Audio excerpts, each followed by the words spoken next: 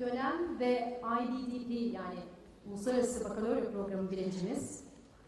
Okulumuzdan 95,41 gibi yüksek bir ortalama ile mezun olmaya hak kazandı.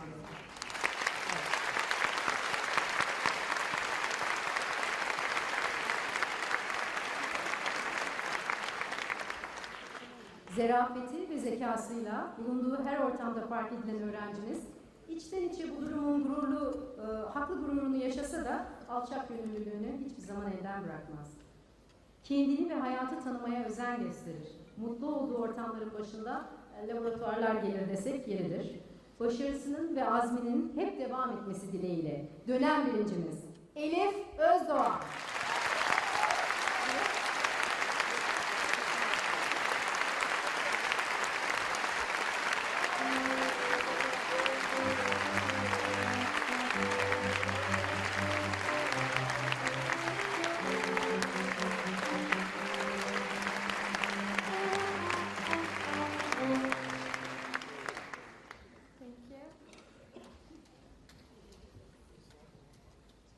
Friends, teachers, administrators, and parents, welcome.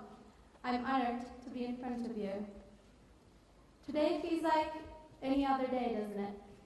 Water tastes the same, adrenaline feels the same, and apparently public speaking is still fearful. But one thing is about the change, about the 227 people here and their families, for good. The class of 2014 is graduating. It is a day of no mores, and yet to comes. When we get in our cars today and drive away from the school, perhaps one last time, we will be taking home many interesting things. A diploma, to begin with, and presumably a slightly awkward picture of us actually getting the diploma, fond memories, valuable friendships, the acute ability to integrate almost anything. Maybe a couple of tears, though they tend to evaporate quickly, so don't worry about that. And fully lived 4, and for some of us, 5 years. We are taking some things with us, but leaving the rest. Apparently, you can't just carry it to school, it's bad for your back. Future engineers, maybe you could get around that gravity problem later, but today, we must leave high school behind. In order to understand what this means, or what it will feel like, I thought that I should first clarify what this school had meant to us all. So I made a plan which would have presumably made Sigmund Freud, smile with delight. I conducted a WhatsApp-based survey and asked some of my fellow graduates if Koch was an object, anything inanimate, what it would be. I told them to go crazy. I didn't really tell you guys that I was to present the findings here. I am sorry for that, and thank you all for your participation. I'm just going to list some of the objects now and explain my analysis, but if you think that anything's wrong or feel like adding something, please feel free to contribute. Here are some of the answers. Spaceship, umbrella, caviar, snowball, the head of a sheep hanged on a wall, and a steering wheel. A bizarre combination, isn't it? Now, let's take a little trip into the depths of your subconscious. Spaceships are huge. They're technological. They take you to all kinds of interesting and distant places. And then there's no oxygen or no pressure outside. They keep you well oxygenated, balanced, and alive inside. Umbrellas are protective against rain and sometimes against even sunlight. Caviar is precious. It is rare. Snowballs are childish, signify innocence with their whiteness and coldness. They are also made by those handling them, which makes sense because students do play a role in making this school into what it is.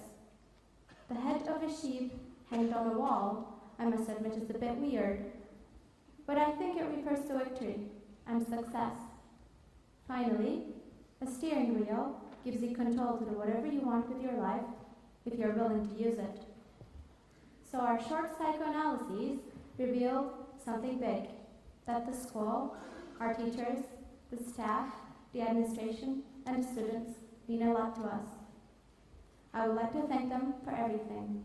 I would like to thank the Turkish Literature Department for always sharing their food with us, the Chemistry Department for uploading all the past papers to Moodle, the English Department for making it impossible for us to ever see a movie again without analyzing its mechanics, and all of our teachers for their incessant efforts to make us literate and decent individuals. But it's not always spaceship fun or caviar delicious to be a student here in Koç. It's also difficult. It's difficult because you wake up at 6 in the morning to get here, and generally everything is hard at 6 a.m., even spelling your own name.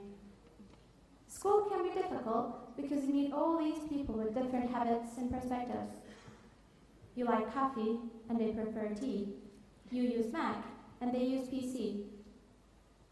They read Marx. You are more like a Bukowski. Despite your differences, you call them friends, share memories and laughs, become a shoulder to cry on or a hand to hold. Then you learn how to look behind the curtains.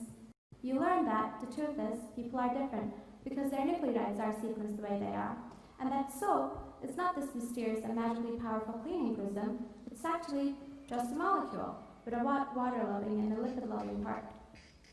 These are all fine and even fun, but that's true until you find a 40 pages long exam delivered to your desk, and you begin doubting yourself, and you calculate the answer to the first question to be ln squared of 37 divided by 329.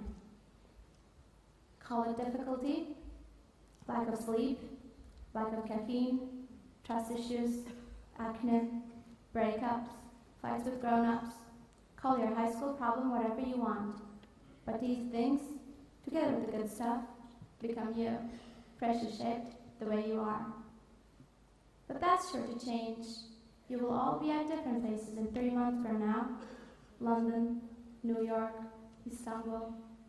You will have unusual adventures, as unusual as the ones we had in Koç. Just don't get in a car with strangers, eat your vegetables, and make sure to wear a coat. I'm kidding. No one can dictate you what to do, and I'm not going to give any advice about anything. But we will change, that's a fact. Our journey and the speech have started with a change, and they're ending with it. Because today, we are welcoming change in its every form. Anthropologically speaking, this is a rite of passage ritual after all. It's not a regular Monday or Friday ceremony. A man cannot step in the same river twice, says Heraclitus. We are that river.